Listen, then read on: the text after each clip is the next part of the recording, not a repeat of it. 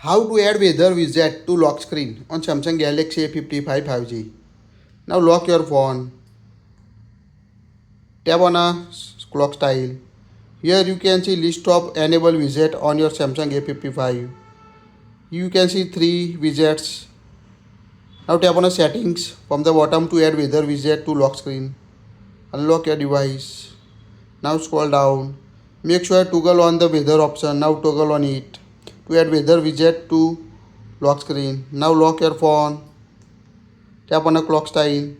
Now you can see add weather widget to your lock screen. If you want to move it top position, go to settings. Unlock your device. Tap on a reorder.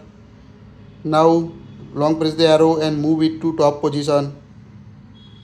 Now again you can see weather at the top. Now lock your phone. Tap on a clock style.